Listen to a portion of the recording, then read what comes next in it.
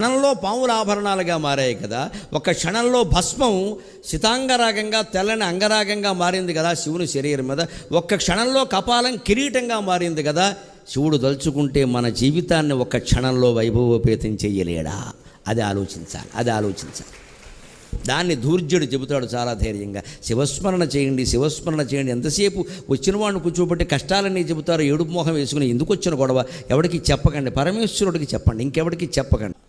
నిత్యం నమశివాయ అనే మంత్రం మనలో మనస్సులో నడుస్తూ ఉంటే మన మీద వజ్రాయుధం ఎవడైనా ప్రయోగిస్తే అది పుష్పం అవుతుంది. ఆ లంచాల ద్వారా భగవంతుడు లొంగ తీసుకుందామని ప్రయత్నం చేయొద్దండి. జరిగే పని కాదండి. కర్మకాండ ఊబిలో కూర్చేస్తుంది మనిషి. మీరు ఎంత తిథినాడు ఎంత అభిషేకం చేసినా మీ జీవితం మారుతుందని చెప్పాలా. కానీ 24 గంటల పాటు విడవకుండా నమశివాయ నామస్మరణ చేస్తే జీవితం మారుతుంది, గ్యారంటీ ఖచ్చితంగా. మనం కోరుకున్న మార్పు వస్తుంది.